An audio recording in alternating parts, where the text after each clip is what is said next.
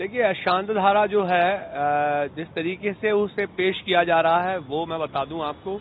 सबसे पहले गुजरात सरकार ने अशांत धारा के मातहत एक कानून बनाया था, जिसको अगर सिंपल भाषा में कहेंगे तो वो एंटी गेटोइजेशन के लिए बनाया गया था कि मतलब एक समूह जो है वो कहीं इकट्ठा ना हो।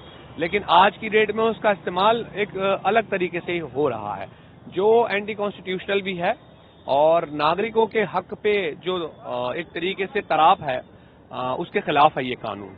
और इस कानून को लागू पहले किया गया था 1980 के दशक से पहले, और उसके बाद 1991 में फिर से लाया गया।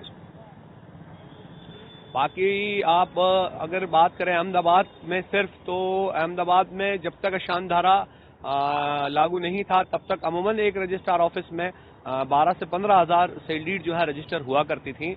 आज अगर आप देखेंगे तो 5000 भी आपको डिस्टर्ब एरिया के कवर्ड में जितने रजिस्ट्रार ऑफिस हैं वो नहीं मिलेंगे।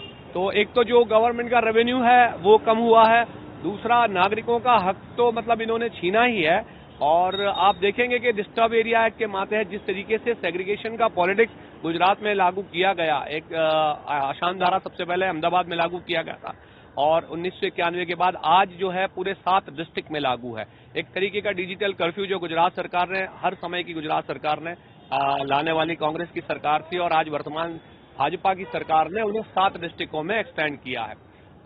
सुनने में आ रहा है कि सूरत के कई और इलाकों में इसमें इजाफा हुआ है। तो देखना यह है कि किस तरीके से ये रिस्ट्रिक्शंस बढ़ाकर अपना सियासी मफाद हासिल करने की कोशिश कर रहे हैं। ये जो पूरा सेग्रीगेशन है ये पॉलिटिकल है, ताकि कम्युनिटीज को डिवाइड किया जा सके और पॉलिटिकल सीट्स जो हैं हमारे यहाँ की असेंबली की उनको कैप्चर किया जा सके। ये पूरी कॉन्स्पिरेसी उसी की है। देखिए, डिस्टर्ब एरिया एक्ट में जितने भी रजिस्ट्रार ऑफिस हैं, वहां पर जितने भी सेल डीड आने हैं उसमें तो अब कंपलसरी इन्होंने नॉर्म्स बना दिया है कि आपको प्रायर परमिशन लेनी होगी। प्रायर परमिशन अगर नहीं मिलेगी तो वो सेल डीड स्वीकार ही नहीं होंगे। तो इस तरीके की प्रायर परमिशन के मामले में इंटरफेथ और इंटरकास्ट में तो ग्रांट ही 99% ग्रांट होने के कोई चांसेस नहीं है, जिसमें बहुत सारे सेल डीड आपको पेंडिंग भी दिखाई देंगे।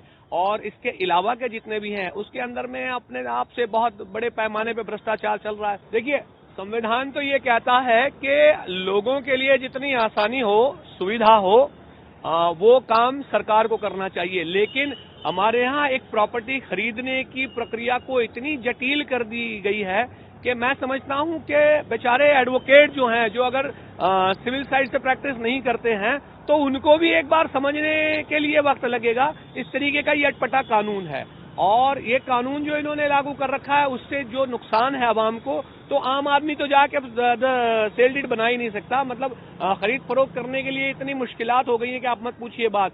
जैसे ही हम सेल डीड रिप्रेजेंट करते हैं तो उसमें एक फॉर्म में लिखा होता है कि दस्तावेज रजू करनार नाम, गुजराती में आप देख लीजिएगा, दस्तावेज रजू करनार में नाम हमेशा पार्टी का होता है, या तो लेने वाली का या तो देने वाली का। लेकिन हाँ, 100% 100 में से 100 केसेस में ऐसा नहीं होता कि वो खुद पेश कर रहे हो, किसी न किसी एडवोकेट या किसी न किसी सहयोगी का सहारा लेकर वो कर रहे होते हैं। अब उसके अलावा 3 जंक्शन इन्होंने और बढ़ा दिए।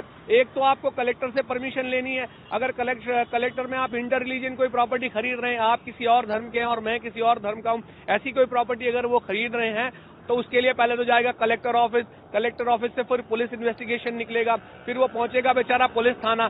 तो मतलब प्रॉपर्टी खरीदने की प्रक्रिया को इतना जटिल कर दिया है कि अब आम आदमी इससे परहेज कर रहा है। अशांत धारा लगती है, उसमें बहुत दिक्कतें आती है। बहुत जगह पे ये लोग गोल गोल घुमाते हैं, कहीं पे भी जाते हैं तो कोई बराबर जवाब देता नहीं है।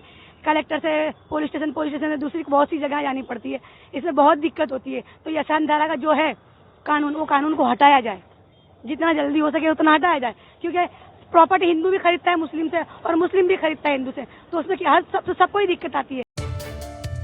સતત 24 કલાક સમાચાર જોવા માટે ડાઉનલોડ કરો ETV ભારત એપ।